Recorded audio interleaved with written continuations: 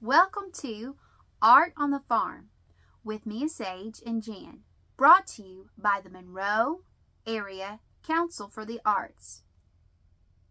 Today you are going to need red, yellow, and blue air dry clay.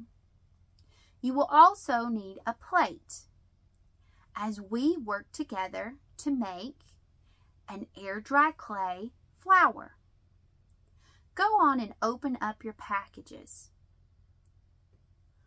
Right now, at the time of this video, the best air dry clay that my students and I have had the opportunity to work with come from either the Play-Doh brand of air dry clay or the Crayola Model Magic. So either the Play-Doh air dry clay or Crayola Model Magic. Now the Crayola regular air dry clay has tended to crumble for my students that are both adults and kids when they've worked with them. So I tend to lean more towards, as a basic beginner, the Crayola Model Magic. Both of these are like a foam and they dry like a hard foam. And they last pretty well. So let's get started. I have my plate here. I'm going to take my red and I'm going to pull it off into small pieces. I want you to think kind of like a quarter or a marble. So I think kind of like a quarter or a marble. I'm going to roll it into a ball and set it down. Now what's going to be important is as I do this, I don't let the red balls that I create touch each other. This will be important. Don't let the red balls that you make touch each other.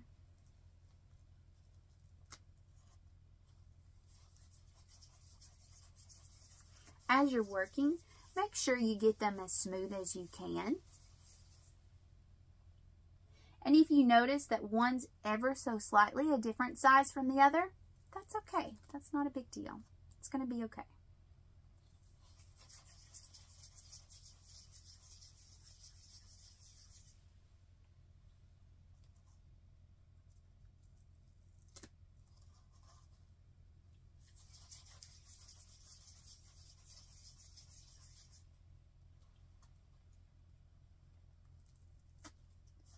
You're going to be doing this with your entire red. You're going to need to do this with your entire red. And it looks like I've got maybe 3 more to make before I'm there. Maybe about 3 more will come from here. Oh, I think so. As you move along, don't get nervous if you're taking a little more time to make your red air dry clay balls than I am. It's perfectly fine. You can always pause the video and catch up with me before hitting play again. That is not a big deal. If you are ready, you're going to take one of these air dry clay balls and you're going to squish it. Notice I'm very intentional about how I am squishing it.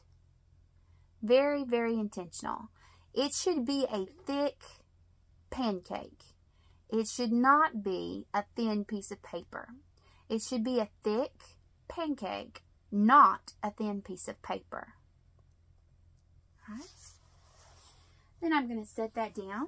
I'm going to do that same thing with all of my red air dry clay balls.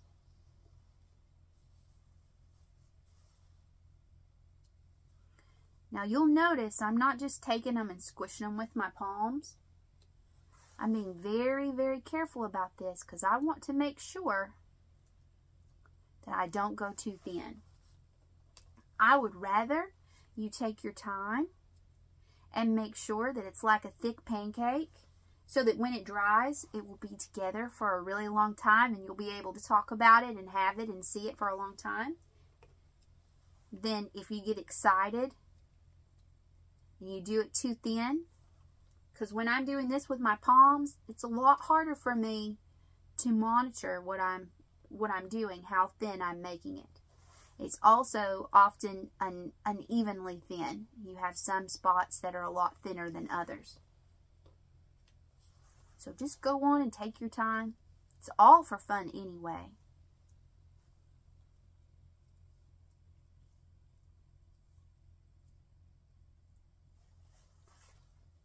I have one more. Again, if you need to pause the video, this is a great time to pause and catch up to me if you need to. I'm now going to take, as I look at it, I'm going to find my two pieces that I feel like are the smallest. Whatever that is. Whatever two pieces I feel like are the smallest. Okay. I'm going to take these. I'm going to push ever so slightly on it so it curves. See how it's curving a little bit? Then I'm going to have them kiss one to another. Air dry clay is wonderful in that you do not have to score it or use other techniques that you would have to use if you were using a regular clay.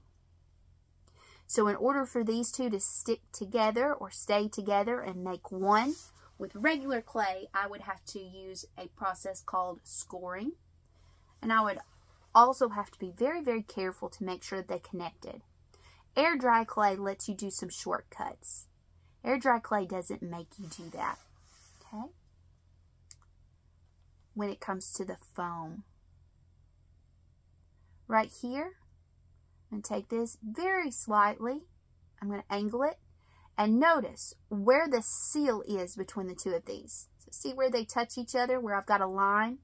Where the line is going, that's where I'm going to put my next one. See that? Very nice. Okay. Pick up my next one. Where I have a line still, that's where I'm going to put my next one. Very gentle, but you can see the bud starting to form now. Okay. So right here and on the other side is where I'm going to start with my next one. There we go.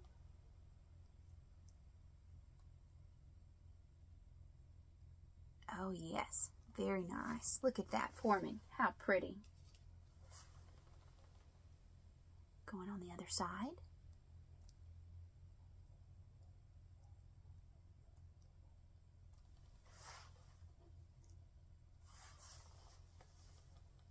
Now it gets more complicated. I'm going to look at this and I'm going to try to decide how, at this point, I say to myself, okay, how many more petals do I have? How many more spots do I need to put petals? I have 1, 2, 3, 4, and 4 petals. So that's going to work very nicely for me. If I had extra on my petals, then I would just keep them away. But I'm going to go to each of these 4 corners with it, and then I'm going to stop. So if I had extra, I would probably just leave it and do something else with it. Because you wouldn't want it to look off.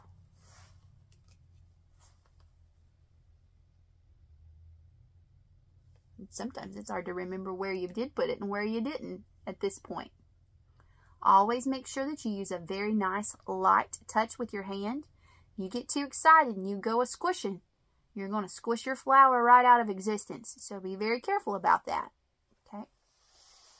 I'm going to set my flower down now. I'm going to make myself a leaf, actually 2 leaves for my flower to sit on. Because odd numbers look good in art, if I have a flower and 2 leaves, then I have 3 things going on in my sculpture. So I'm going to be doing a flower and 2 leaves.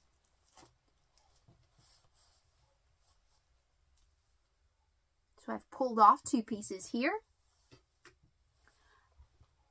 I'm going to keep in mind that yellow tends to be dominated by blue if I do too much blue. So I'm going to hold off. I'm just going to do some blue with my yellow for each of these. I'm just going to do some blue with my yellow. Try to keep that blue from dominating that yellow, doing too much. We've got plenty of extra. We can always add something in, but it's very, very hard to undo what we've done if we add too much of a color that just tends to dominate. And blue is one of those. It just tends to take over and take charge. We need to keep that from happening here. It's always so nice to watch the swirl right before the colors really form together. So nice. So we're going to take this once we've mixed. Now you can make a really nice ball. Squish it in your hands. Be careful about it. From there on, as you pull it out, you make sure you use your fingers. You're thinking raindrop in your head. Don't you let that get too thin. I left a little bit of swirl to it. I think that adds a little depth to the color. A little bit of visual interest with my depth. Okay. When you add this leaf to your flower, make sure before you actually touch flower to leaf that you're very happy with the angle, because once you touch it, a lot of times it will mess it up if you try to pull it off. I can't pull it off without it messing something up. Okay. I'm going to add one more with my mixture here. I'm not super concerned with my two leaves being exactly the same. You shouldn't be either. Don't be super concerned with your two leaves being exactly the same. Whether that's in color or size, not a big deal. It's okay. Now, if you have extra and you want to spring for a third leaf and make that your 3, you can. Personally, when I've done this project with students, kids and adults, we've found that 3 for me personally just feels a little too busy. Feels like it starts taking away from the flower in the center, and that's not what I want to do. All right, so I'm going to do my initial flattening, and then from then on, it's fingers. Then on, I'm using my fingers. Remember, thick pancake, not piece of paper. Thick pancake. Very gentle, very intentional with it. Don't rush yourself. You're doing this for fun. So take your time to enjoy it. Take your time. Take the time to enjoy it. Again, with this one, I left just a little bit of swirl. I like that swirl. Okay. Now I'm going to take this and add. Again, remember, where your angle is where it's going to be. So make sure you're happy with it when you put it on. I'm going to make mine angled to add interest. There we go. And now I have my flower with my two leaves. The most difficult part of this project is leaving it alone so it can dry. It really is the hardest part of this project. The most difficult part of this project is leaving it alone, because you're going to want to pick it up, play with it, move it around, show all your family and friends. I totally get that. But it may be 7 or 8 days. It may be this day next week before this is dry enough to be a nice solid foam for you to move it around. Now, why do the companies do that to you, to torture you? I do not know. But they have not yet found a formula that dries any quicker. So, be careful with yourself. I like to take mine and put it on a shelf just a little bit above my head So then I can look up and I can see that it's there, but I remember when I go to reach for it, oh, I'm not supposed to do that. Not yet. Okay? So keep that in mind. May very easily, depending on how thick the parts are, be about 7 or 8 days before it's really ready. And I tell you that from experience. A lot of times I've gone over and I thought, it's ready. And I go and I do this right here, and it makes a huge crack down it. And the whole thing is ruined. So please make sure that you wait. It's worth it. It's worth it to wait. I hope that you enjoyed this project, and I hope you enjoyed creating with us. Thank you again to the Monroe Area Council for the Arts for this opportunity, and we will see you again another time for Art from the Farm. Thank you so much.